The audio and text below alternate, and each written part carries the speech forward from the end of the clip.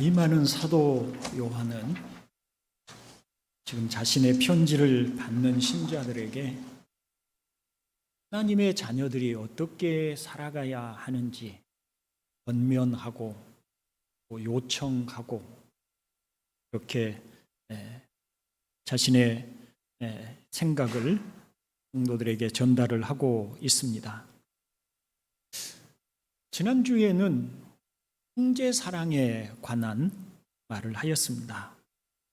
그리고 또 이 세상이나 세상에 있는 것들을 사랑하지 말라고 말을 하려고 하고 있습니다.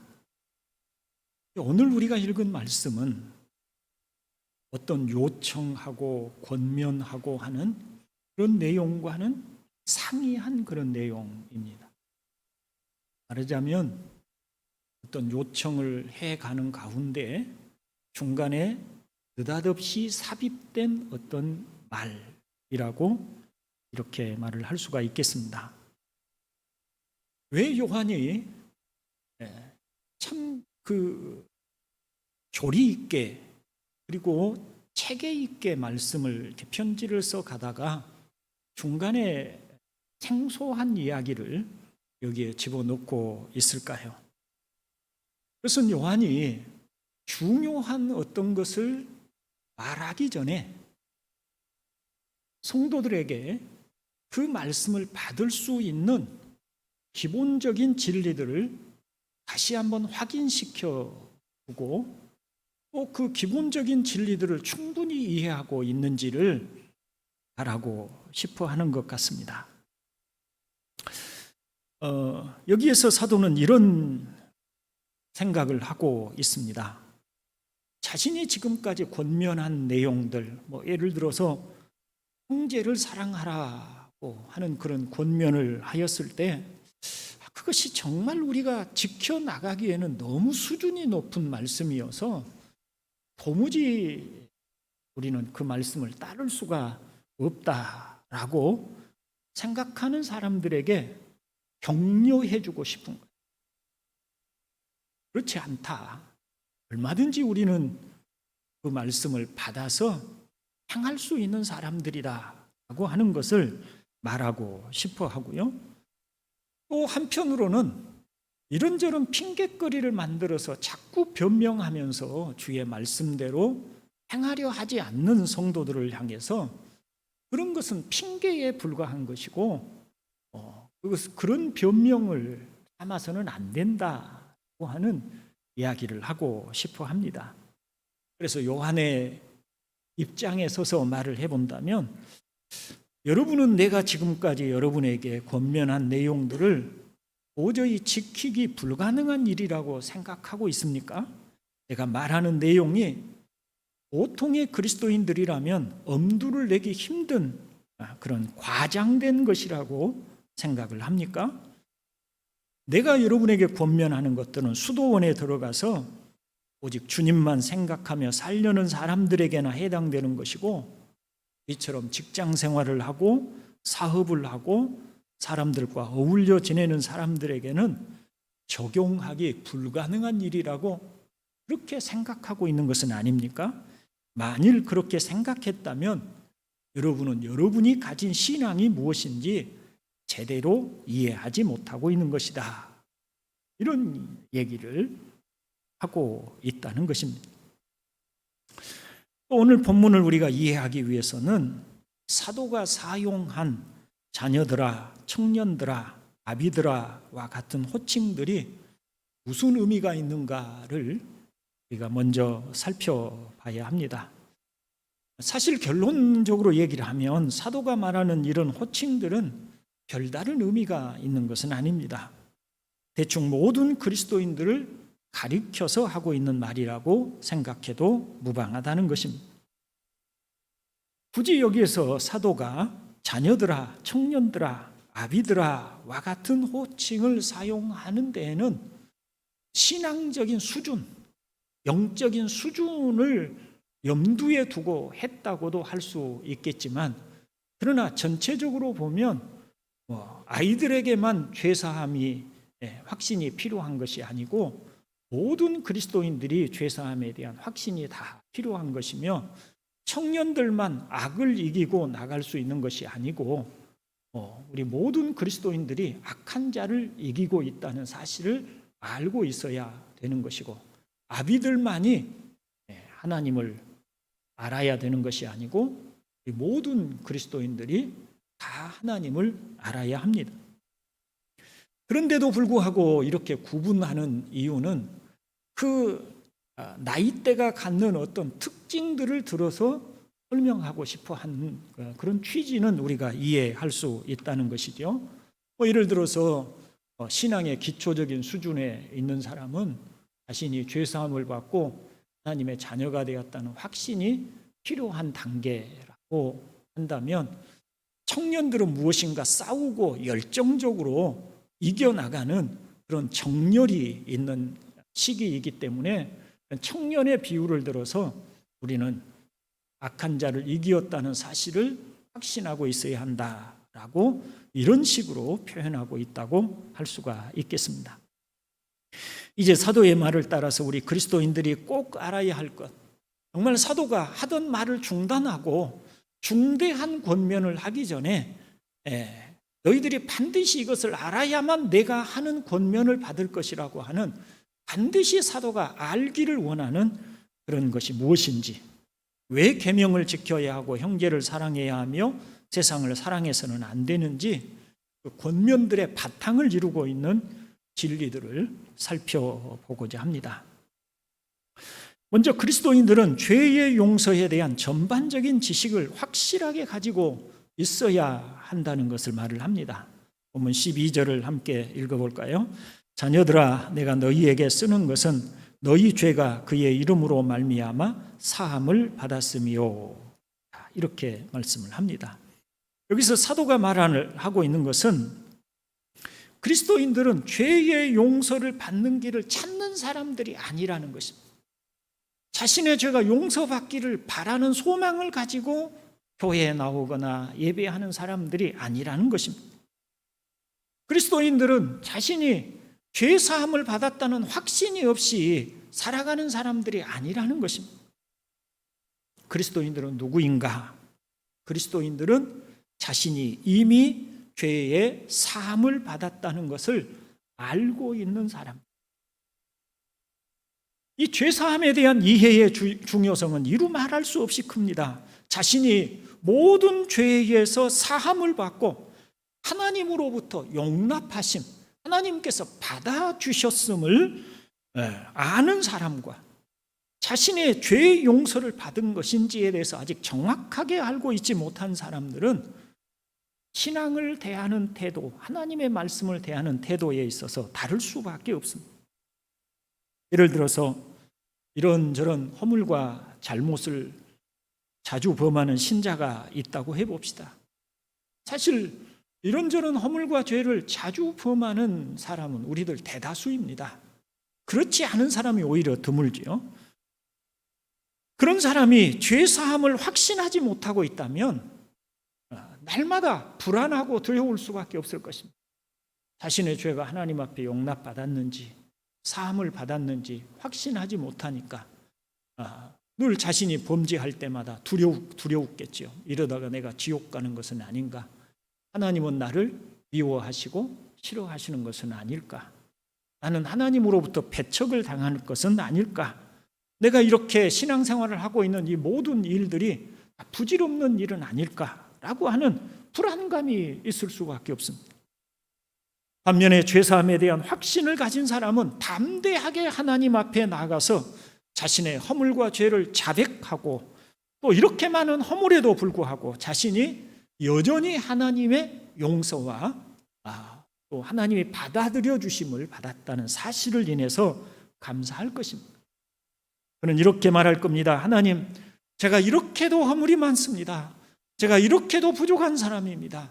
제가 이렇게도 마음으로는 결코 그렇게 생각하지 않은데도 늘 이렇게 넘어지는 사람입니다. 그럼에도 불구하고 아버지께서 저를 받아주시고 저의 허물을 덮어주시고 저를 용서해 주심을 진심으로 감사드립니다. 이렇게 말을 할 것입니다. 그는 자신을 향하신 하나님의 사랑을 그 무엇도 끊을 수 없다는 사실을 확신합니다. 비록 죄송스럽고 부끄럽게 생각하는 면이 있지만은 하나님의 사랑이 결코 중단될 것이라고 생각하지 않습니다. 마치 여러 가지 잘못을 함에도 불구하고 자신의 부모가 자신을 사랑함을 의심하지 않는 어린 아이처럼 말입니다. 그렇다면 우리 그리스도인들이 이런 확신을 갖는 근거는 무엇일까요? 도대체 우리의 삶을 보십시오. 날마다 우리가 얼마나 하나님 보시기에 합당치 못한 삶을 삽니까? 날마다 우리는 얼마나 하나님에게서 거리가 먼 그런 삶을 우리가 살고 있습니까? 그럼에도 불구하고 무슨 염치도 없는 사람처럼 나는 여전히 하나님께서 나를 사랑한다고 그렇게 말할 수 있는 근거는 무엇일까요? 그래서 오늘 본문에서 말씀하신 대로 그의 이름으로 말미암아입니다. 그의 이름, 누구의 이름일까요? 그리스도의 이름 때문입니다. 그리스도께서 십자가에서 이루어 놓으신 일로 인해서 자신의 모든 죄가 사함을 받고 자신이 하나님의 사랑을 받는 자녀가 되는 것을 확신하는 것입니다.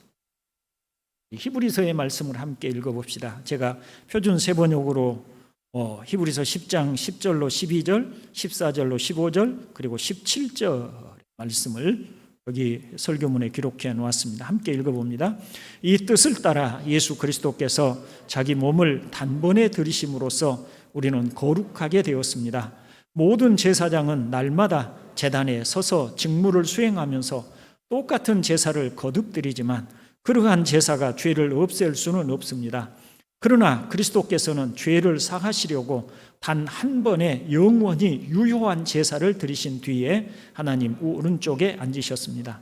그는 거룩하게 되는 사람들을 단 한 번의 희생 제사로 영원히 완전하게 하셨습니다. 그리고 성령도 우리에게 증언하여 주십니다. 또 나는 그들의 죄와 불법을 더 이상 기억하지 않겠다. 이렇게 말씀을 합니다.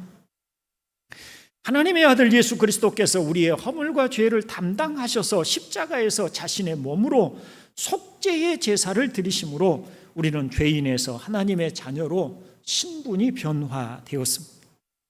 더 이상 죄가 하나님과 우리 사이를 가로막을 수 없는 그리스도로 인하여서 하나님과 화목하고 사랑하는 관계가 되었습니다. 그리스도께서 거룩하게 되는 사람들 누굽니까? 우리를 위해서 단 한 번의 희생 제사로 영원히 완전하게 하셨다. 단 한 번의 제사로 영원히 완전하게 하셨다. 그리고 그것을 성령도 우리에게 증언해 주신다. 하나님은 우리의 죄와 불법을 더 이상 기억하지 않으신다. 이렇게 말씀해 주고 있습니다. 그래서 우리의 일상에서 우리가 여러 가지 잘못된 일을 행하기도 하고 범죄하기도 하고 시험에 들기도 하지만 그럼에도 불구하고 우리는 이런 모든 죄들에 대해서 하나님이 능히 우리를 다 용납해 주시고 우리의 모든 허물을 다 덮으셔서 우리를 완전하게 해 주셨다는 사실을 믿는 것입니다. 어린아이들이 집에서 얼마나 고집대로 또 뭐 여러 가지 실수나 잘못들을 합니까? 그런데 그 아이들이 자신의 부모가 내가 이렇게 잘못하니까 나를 버리실 거야 라고 생각하는 아이는 하나도 없습니다. 그는 자기 부모가 자신이 잘못하고 그래서 때로는 매를 때릴지라도 결코 자신을 버리지 않을 것이라는 믿음을 가지고 있습니다. 그렇듯이 우리가 하나님의 자녀가 되었다는 사실에 대하여 확신을 가지고 결코 그 무엇으로도 하나님이 우리를 사랑하시는 사랑에서 우리를 끊을 수 없다는 사실을 담대하게 확신하는 것입니다. 이것은 진리로서 우리에게 이루어진 일입니다. 그것을 그리스도인이라면 확신하고 있어야 한다는 것을 요한이 다시 한번 강조하고 있는 것입니다. 사랑하는 동산교회 형제 여러분, 성경은 예수 그리스도를 믿는 자는 죄사함을 받았다고 분명하게 말을 합니다. 사도 바울은 로마서 3장 23절로 25절에서 이렇게 말을 합니다. 모든 사람이 죄를 범하였습니다. 그래서 사람은 하나님의 영광에 못 미치는 처지에 놓여 있습니다. 그러나 사람은 그리스도 예수 안에서 얻는 구원으로 말미암아 하나님의 은혜로 값없이 의롭다는 선고를 받습니다. 하나님께서는 이 예수를 속죄 제물로 내주셨습니다. 그것은 그의 피를 믿을 때에 유효합니다. 하나님께서 이렇게 하신 것은 사람들이 이제까지 지은 죄를 너그럽게 보아주심으로써 자기의 의를 나타내시려는 것이었습니다. 여기를 보십시오. 하나님께서는 예수님을 속죄 제물로 십자가에 내주셨습니다. 그리고 우리가 믿음으로 의롭다함을 받는 것은 그의 피, 즉 예수님의 피를 믿을 때 유효하다고 합니다. 이거 중요한 의미가 있죠. 우리가 그분의 율법을 지킬 때 그 예수님의 피가 우리에게 유효하다고 말을 하지 않습니다. 우리가 하나님의 뜻대로 온전케 될 때 그때 비로소 예수님의 피가 우리를 깨끗하게 한다고 말하지 않습니다. 우리가 그를 믿을 때 예수님께서 십자가의 죽으심이 곧 나의 허물과 죄를 담당하시고 내가 지은 모든 허물과 죄를 위한 속죄 제물로서 그분이 십자가에서 달려 죽으신 것을 믿을 때 그 피가 유효하게 되어서 우리의 죄를 속죄해 준다고 그렇게 말씀을 하고 있는 것입니다. 바로 이것을 요한은 우리가 알기를 원하고 있는 것입니다. 그런데 예수를 믿는다고 하면서 여전히 죄사함에 대한 확신을 갖지 못하는 것은 그분이 하신 말씀을 불신하는 것입니다. 성경이 하나님의 말씀이라고 믿는다면 성경에서 하신 말씀, 즉 예수님께서 우리의 죄를 단번에 그리고 영원히 속죄하여 다시는 정죄받지 않는 하나님의 자녀가 되게 하셨다는 말씀도 믿으셔야 할 것입니다. 더불어 성경은 예수님께서 하나님 보좌 우편에서 영원히 우리를 위해서 간구하고 계시다고 합니다. 그러므로 자기를 힘입어 하나님께 나아가는 자들을 온전히 구원하실 수 있으니 이는 그가 항상 살아계셔서 그들을 위하여 간구하심이라. 히브리서 7장 25절에서 말씀하고 있습니다. 우리의 죄를 속죄하시고 십자가에 죽으신 예수님께서 하나님 보좌 우편에서 끊임없이 우리를 위해서 간구하고 계시는 거예요. 우리가 시험에 들 때도, 우리가 넘어질 때도, 우리가 범죄할 때도, 우리가 하나님 앞에 잘못된 삶을 살아갈 때도 계속해서 우리를 위해서 간구하고 계시고, 우리가 불안과 두려움 속에 쌓여 있을 때도 우리를 위해서 기도해 주고 계신다고 그렇게 말씀을 합니다. 그분이 우리의 죄를 속죄하신 분이 하나님 보호자 우편에서 끊임없이 우리를 중보하고 계신데 우리의 죄가 속죄받지 않을 이유가 없는 것입니다. 그러므로 우리는 하나님께서 우리를 완전히 용납해 주셨고 받아주셨음에 대한 확신과 담대함을 가지고 사시기를 주님의 이름으로 축원을 드립니다. 요한이 자신의 편지를 받는 사람들에게 그들이 확신을 가지고 있어야 할 두 번째 이야기는 죄는 극복된다는 사실을 그리스도인들이 알아야 한다고 이야기를 합니다. 본문 13절 보시면 청년들아 내가 너희에게 쓰는 것은 너희가 악한 자를 이기었음이라 하고요. 14절에서는 청년들아 내가 너희에게 쓴 것은 너희가 강하고 하나님의 말씀이 너희 안에 거하시며 너희가 흉악한 자를 이기었음이라고 말을 합니다. 이 말씀을 액면 그대로 이해한다면 그리스도인은 악한 자를 이기고 죄를 이긴다는 것입니다.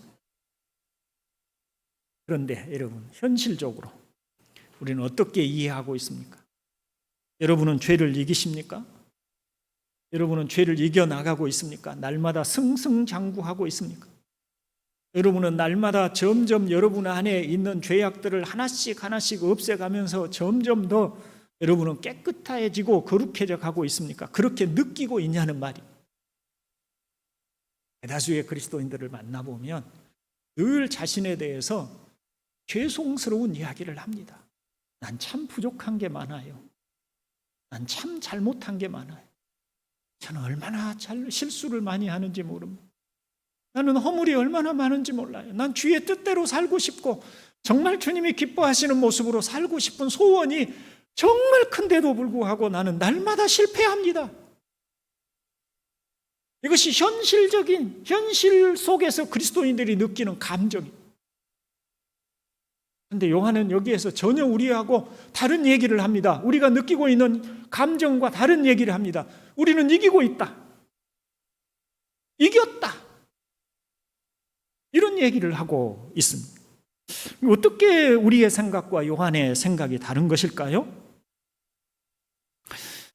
그 이유는 우리가 무엇보다도 우리 자신보다 그리스도 때문이라고 말을 할 수가 있겠습니다. 그리스도께서 사망의 권세를 깨뜨리시고 부활하셨습니다. 죽음이라고 하는 것은 죄로 말미암아 오는 것입니다. 죄 때문에 죽었어요. 그런데 여러분 보십시다. 한번 저를 한번 보십시오. 설교문 잠시 멈춰 보시고 여러분 한번 보십시오. 그리스도는 죄가 있는 분입니까? 없는 분입니까? 죄가 없는 분이시잖아요. 죄 없이 태어나셨고 죄 없이 사셨고 그분에게는 한 점 흠도 티도 없는 분이세요. 그러므로 죽음이 예수님을 지배할 수가 없는 거예요. 예수님은 죽을 이유가 없는 분이에요. 죄의 싹슨 사망인데 예수님은 죄가 없는 분이니까 죄에 대한 대가를 치러야 될 아무런 이유가 없는 것입니다. 그런데 그분이 십자가에 죽으신 것은 누구 때문입니까? 우리의 허물과 죄를 그분이 대신 담당하신 것이에요. 우리가 일반적으로 세례라고 하는 말을 할 때 예수를 믿고 우리가 세례를 받지요. 세례라는 말을 할 때 세례라고 하는 그 의미가 연합하다, 동질화하다라고 하는 뜻이 있어요. 예수님과 우리가 연합하는 겁니다. 예수를 믿는다고 우리가 고백하고 세례를 받을 때 예수님과 우리가 영적으로 하나로 연합되는 것입니다. 그래서 예수님이 우리와 예수님의 한 묶음이 되어서 예수님이 현실적으로는 우리가 아니지만 예수님께서 십자가에 달려 죽으실 때 바로 우리와 하나가 되셔서 십자가에 죽으신 거예요. 근데 우리는 예수님은 죄가 없지만 우리는 죄가 있잖아요. 우리의 죄가 예수님의 십자가에서 우리와 하나가 되셔서 우리 죄값을 예수님의 십자가에서 받으신 것입니다. 이해가 되시나요? 자, 이렇게 해서 예수님이 우리의 죄값을 담당하시고 죽으셨습니다. 그런데 죽음을 이기시고 부활, 다시 살아나셨습니다. 죽지 않는 몸으로 다시 살아나셨습니다. 죽음을 이기신 것이지요. 죽음을 벗어나신 것이지요. 죽음이 더 이상 예수님을 지배하거나 관여하지 못하지요. 그렇다면 얘기는 무슨 얘기입니까? 우리의 죄가 더 이상 우리를 얽어매거나 우리를 사망 아래 가두지 못한다는 얘기가 되는 것입니다. 더 이상 우리가 죽음의 종노릇할 이유가 없고 죄의 종노릇할 이유가 없는 그리스도께서 부활하심으로 우리가 하나님 앞에서 완전하게 승리한 자가 되었음을 얘기를 해주는 것입니다. 이게 신학적이고 교리적으로 그렇다는 얘기를 하고 있는 것입니다. 그래서 우리는 영적으로 신학적으로 예수님의 부활하심을 통해서 우리의 모든 죄가 다 해결되었고 우리는 악한 자, 죄와 사탄을 이긴 자가 되었고 그래서 우리는 결코 지옥에 떨어지거나 죄의 값을 받을 이유가 하나도 없는 사람들이 된 줄로 믿습니다. 그래서 여기서 사도 요한은 우리가 죄를 이겼다고 얘기를 하고 있는 거예요. 자, 그런데 현실적으로는 우리가 어떻게 느낍니까? 현실적으로는 현실 속에 있는 우리는 여전히 우리가 죄를 범하고 죄가 넘어지는 거 있습니다. 그런데 이것을 그러면 어떻게 설명할 수 있을까요? 저는 그것을 이렇게 설명해 보았습니다. 전투에는 지지만 전쟁에는 승리한다는 말로 표현하고 싶습니다. 우리가 매일의 삶에서는 매일의 전투에서는 지는 것이 다반사입니다. 매일매일 죄와 유혹에 넘어가고 죄가 우리를 주장하는 일이 항상 있습니다. 말하자면 죄는 늘 우리를 얼검에 노예처럼 부리고 싶어 합니다. 그러나 생각해 보십시오. 우리가 그리스도인이라면 범죄할지라도 죄에 져서 계속 죄의 종노릇하고 죄에 끌려 살지는 않습니다. 죄에 지고 넘어지기도 합니다. 그러나 다시 죄와 싸웁니다. 죄가 우리를 끌고 갑니다. 끌려가는 듯 싶은데 또 일어나서 우리는 죄와 싸웁니다. 죄를 벗고자 하고 죄를 우리에게서 단절시키고자 하고 죄에서 우리가 벗어나고자 합니다. 싸웁니다. 그러지 않습니까? 우리는 죄가 끄는 대로 끌려가는 것 같은데 여전히 우리는 죄와 맞서 싸우고 있는 자리에 있어요. 그러니까 죄에 져서 살고 있는 것이 아니라는 얘기입니다. 분명히 매일매일의 삶 속에서는 우리가 실패합니다. 매일매일의 삶 속에서는 우리가 넘어집니다.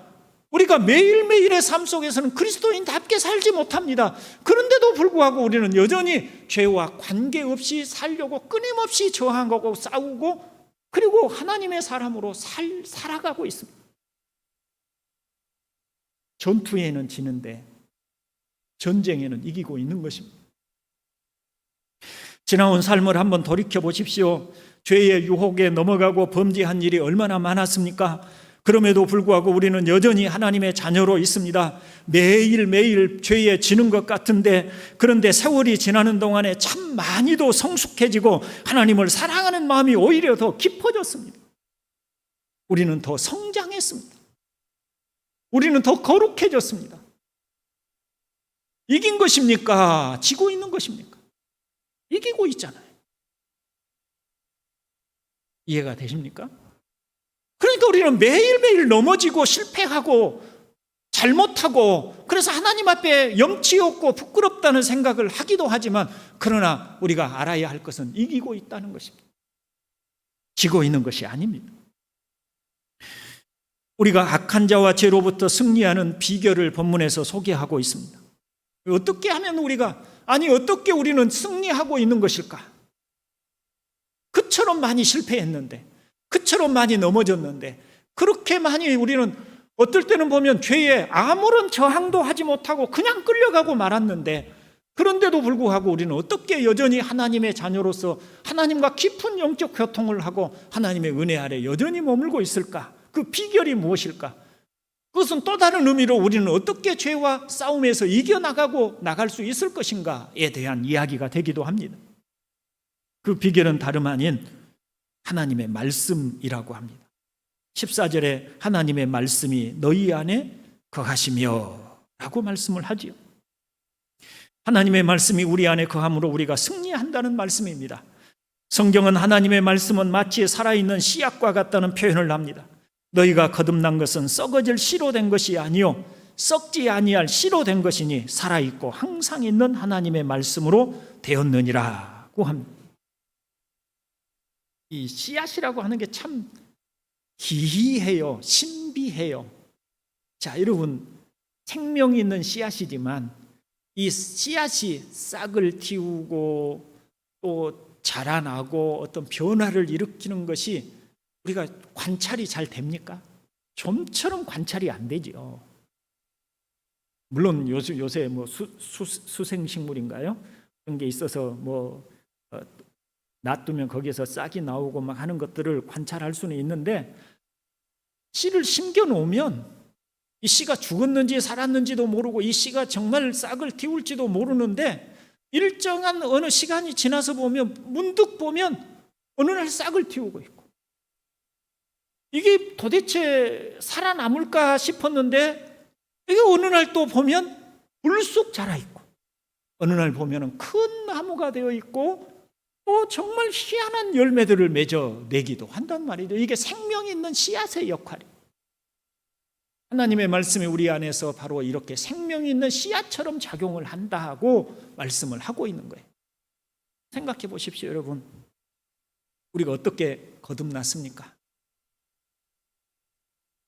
2000년 전에 유대 땅 이스라엘에 예수라고 하는 한 분이 있었고 그분이 사형수가 되어 십자가에 달려 죽었는데 그분이 바로 나의 죄를 대신하고 죽으신다는 사실, 죽으셨다고 말하는 그 사실이 믿어지는 사람이 바보입니까? 지혜로운 사람입니까?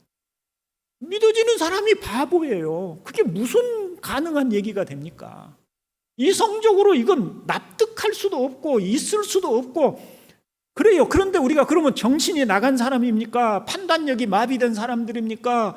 우리가 무슨 아무런 도대체 누가 뭔 얘기를 하면은 그냥 그것이 사실인지 아닌지도 모르고 그냥 덥석 믿는 사람들입니까? 우리는 그런 사람들이 아닙니다.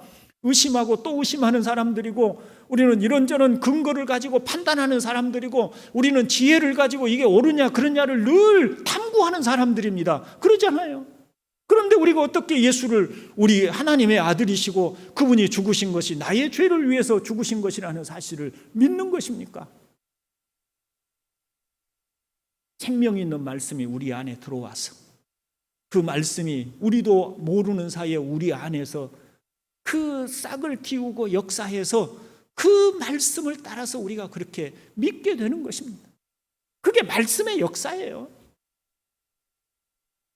그 말씀이 우리로 하여금, 여러분, 우리의 어떤 사람에게 넌 죄인이다, 하나님 앞에 죄인이다, 네가 얼마나 많은 잘못을 하고 살아가는지 아느냐라고 말을 하면 대다수 아마 99.9%의 사람들은 화를 내면서 도대체 내가 무슨 죄를 지었다고 그러느냐, 내가 무슨 죄인이냐라고 다 그렇게 항변할 거예요. 근데 예수 믿는 우리는 누가 우리에게 그런 죄를 지적하거나 말하지 않았는데도 스스로 내가 하나님 앞에 얼마나 부끄러운 죄인인가, 나는 얼마나 하나님 앞에 많은 허물을 가지고 있는 사람인가, 스스로 눈물을 흘리면서 회개하는 사람이 됐어요. 도대체 어떻게 우리에게 그런 변화가 일어난 것입니까? 말씀이 우리 속에서 그 생명의 싹을 피워내니까 그 말씀의 역사가 우리에게 그와 같은 열매로 나타나게 된 줄로 믿습니다. 하나님의 말씀이 마치 씨앗처럼 들어도 이게 도대체 무슨 소리인지, 도대체 이게 내게 무슨 의미가 있는 것인지 모르고 지나갈 때도 많이 있는데, 우리는 숱하게 말씀을 듣지만 그것이 도대체 나를 어떻게 할 것인지 모르고 살아가고 있는데, 어느 날 보면 내가 예수를 믿고 있고, 어느 날 보면 자신이 죄인인 것을 알게 되고, 어느 날 보면 하나님을 아버지라고 부르게 되고, 그리고 천국의 소망을 가지게 되고, 심지어는 순교자가 되어서 자기 목숨을 바치면서도 그걸 두려워하지 않고 기꺼이 순교자가 되기를 원하고, 세상을 사랑하지 않고 가치관이 변화되고 철학이 변화되고 사고방식이 변화되어 있단 말이죠. 이게 말씀의 작용이에요. 지난주에 제가 몇몇 분들에게 이야기를 들었습니다. 다 사연이 다 다르고 이야기의 소재가 다르지만 결론은 이것입니다. 내가 이렇게 무슨 일이 있어서 마음이 심란하고 괴롭고 화가 나고 분노하고 막 이랬는데, 말씀을 들으면서 내 자신을 다시 보게 되고 회개하게 되고, 그래서 어떤 분은 저한테 그래요. 목사님, 제가 그런 상황인지 알고 그 말씀을 하신 겁니까? 내가 어떤 상황에 있었는지, 내가 지금 무엇 때문에 이렇게 화가 나 있는지 알고 지금 나에게 오늘 그 얘기를 하신 것입니까? 라고 얘기를 하신 분들이 있어요. 말씀의 역사가 없는 것 같지만, 아무 능력이 없고 힘이 없는 것 같지만 그렇지 않다는 거예요. 그 말씀이 우리를 날마다 변화시키고 새롭게 하고, 그 말씀이 우리 속에서 열매를 맺고 자라고 놀라운 역사를, 변화를 일으켜 나간다는 것입니다. 말씀이 우리를 이기게 합니다. 우리는 이미도 영적으로 이겼지만 여전히 이기고 나가고 있고요. 날마다 지는 것 같지만 이겨나가고 있어요. 근데 이 이겨나가는 비결이 어디가 있냐면 말씀에 있어요. 그러니 우리가 해야 할 일은 무엇이겠습니까? 날마다 실패하고 넘어지고 그러지만 여전히 말씀을 들어야 할 줄로 믿습니다. 계속해서 말씀을 듣고 또 들으면 그 말씀이 우리를 변화시켜 나가는 것입니다. 형제 여러분, 현재 상태 때문에 좌절할 필요가 없습니다. 자주 실패하고 죄의 유혹에 넘어갔다고 실망할 필요도 없습니다. 여러분이 진실한 그리스도인이라면 이미 여러분은 승리하였고 또 승리하고 있습니다. 때때로 후퇴하기도 하고 하지만 결국은 주님 편에 서서 승리합니다. 죄와 마귀는 우리를 하나님의 사랑에서 끊어내려고 그토록 애를 쓰고 또 얼마 동안은 승리한 듯 보이기도 하지만 결국 우리가 일어나고 승리합니다. 우리는 이긴 사람들입니다. 이것을 믿는 사람과 믿지 못하는 사람은 큰 차이가 있습니다. 그래서 요한은 다른 권면을 하기 전에 이런 사실을 알기를 바라고 있습니다. 다만 우리가 죄와 마귀를 이겨나가는 방편은 하나님의 말씀에 있다는 것을 잊지 말아야 합니다. 말씀을 듣기를 간절히 사모하고 힘쓰시기를 바랍니다. 말씀을 항상 듣지만 별다른 변화가 없다고 생각하지 마십시오. 말씀을 듣기만 하면 말씀이 우리 안에서 변화시킵니다.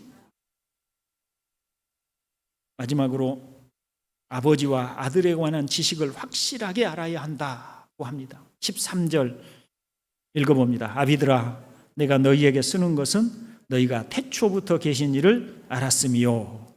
그랬죠? 14절에도 보면 아이들아, 내가 너희에게 쓴 것은 너희가 아버지를 알았음이요 라고 합니다. 요한은 그리스도인들이 하나님에 관한 참된 지식을 갖고 있어야 한다고 말합니다. 우리는 하나님을 위대한 힘을 가진 분으로 알거나 또 우리에게 계명이라는 무거운 짐을 지워서 날마다 괴롭게 살게 하는 분으로나 또 열심히 그를 찾기 전에는 무관심해서 우리를 내버려 두시는 분 정도로 하나님을 이해하라는 것이 아닙니다. 하나님을 누구로 알아야 한다고 합니까? 아버지로 알아야 한다고 합니다. 아버지로. 제가 몇 차례 그런 말씀을 드린 적이 있어요. 저는 제 아버지에 대한 기억이 좋은 기억이 별로 아닙니다. 무섭고 그냥 가까이 다가가기 어려운 분이었고 저를 인정해 주시기보다는 좀 못 믿어 하시는 그런 분이셨어요. 아버지를 생각하면 별로 그렇게 기쁘거나 또 행복하거나 또 아버지께 가까이 가고 싶고 다정하고 편안함을 느끼는 그런 이미지가 아닙니다. 그런데 하나님 아버지 앞에서 그 아버지에게 갖는 그 거부감과 그 불편한 마음들이 해소를 시켜가고 있습니다. 나의 많은 잘못과 실수와 연약함에도 불구하고 너는 내 자녀다. 제가 정말 아버지가 싫어하고 미워하는 일을 했음에도 불구하고 다음날 새벽에 저는 하나님 앞에 나가서 하나님, 그래도 저는 하나님의 사랑을 믿습니다. 하나님이 저를 용납해 주신 것을 알고 있습니다. 잘못했습니다. 그러나 저의 잘못이 아버지가 저를 사랑하는 사랑에서 저를 끊어내지 못하는 것을 제가 알고 있습니다. 이렇게 저는 고백하고 또 그렇게 기도하며 나아갑니다. 제가 잘못한 것에 대해서 저놈은 왜 저렇게 하는지 모르겠다고 타박하고 지적하고 비판하고 비난하는 분이 아니라 내가 잘못했음에도 불구하고 괜찮다. 내가 너를 위해서 내 아들을 희생해서 네가 그런 잘못한 것들을 다 속죄했지 않냐 하고 품어주시는 아버지. 그 아버지를 우리에게 알라고 얘기를 하고 있는 거예요. 세상의 아버지는 우리에게 제가 느끼는 아버지처럼 많은 아버지들이 자녀들에게 실망을 줍니다. 그러나 하늘에 계신 아버지는 우리에게 그렇지 않은 분이에요. 그 아버지를 알라는 거예요. 요한일서의 가장 중요한 요점이 뭐라고 그랬습니까? 아버지와의 사귐이라고 했어요. 요한은 정말 성도들이 알기를 원하는 거예요. 하나님이 너의 아버지로서 너와 얼마나 깊이 교통하고 너를 얼마나 사랑하는지, 그리고 네가 그 사랑 안에 행하기를 원하는지 너 그것 좀 알았으면 좋겠다. 그걸 위해서 내가 너에게 지금 이 편지를 쓰고 있다. 이것이 요한이 진심으로 자신의 편지를 받는 사람들에게 말하고 싶은데요. 근데 그 사귐이라는 게 뭡니까? 아버지가 얼마나 우리를 사랑하는지 정죄하고 미워하고 판단하고 잘했냐 잘못했냐를 따지는 분이 아니라 당신의 가장 사랑하는 독생자에게 우리의 모든 허물과 죄를 담당하게 하시고 무작정 우리를 그 안에서 사랑으로 우리를 품어주시는 그 아버지를 알기를 원하는 거예요. 그 아버지를 아십니까? 그러시기를 주의 이름으로 축원을 드립니다. 이제 말씀을 마칩니다. 사랑하는 형제 여러분, 죄사함에 관한 확신을 갖는 문제를 가지고 씨름하는 사람은 아직 영적으로 어린아이 같은 정도에 있는 사람입니다. 죄와의 싸움에 마음을 기울이고 좀 더 성숙한 그리스도인으로 살고자 함에 애를 쓰고 마음을 기울이는 사람은 청년의 신앙을 가진 사람입니다. 그러나 하나님을 아버지로 알고 의지하며 사랑하고 그분과 좀 더 깊고 내밀한 교제와 사귐을 갖고자 하는 사람은 남을 가르치고 양육하는 아비와 같은 신앙을 가진 사람입니다. 우리는 이런 신앙으로 자라가야 할 줄로 믿습니다. 요한은 우리에게 정말 하나님을 이렇게 아버지로 알고자 하고 사랑하고 아버지의 사랑을 너희가 확실하게 믿을 때 이제 내가 너희에게 세상을 사랑하지 말라는 권면을 해도 너희가 그 말을 들을 거라고, 그래서 미리 이 말로서 이 말로서 준비를 시키고 있다고 말할 수가 있겠습니다. 우리는 세상과 세상에 있는 것을 사랑하지 않고 영원한 본향을 향해서 나가는 성도가 되기를 바랍니다. 그러기 위해서는 하나님의 말씀이 우리 안에 거하여야 합니다. 그 말씀이 우리를 교훈하고 책망하고 의로 교육하여 하나님의 자녀의 합당한 모습으로 살게 하신 것을 다시 한번 기억하실 수 있기를 주님의 이름으로 축원드립니다. 아버지 하나님, 오늘도 우리에게 주신 말씀을 우리 안에 깊이 헤아리게 하시고 깨닫게 하시고 살아있는 말씀이 우리 속에서 역사하여 우리 동산교회 형제들을 진리로 양육해 주시옵소서. 주 예수님의 이름으로 기도드리옵나이다. 아멘. 예배 후에 구역장님들은 구역원들을 통해서 구역 보고서를 작성해서 제출해 주시기를 바랍니다. 오후에 식사 후에 오후에 예배가 있습니다. 예배 참석하실 분들은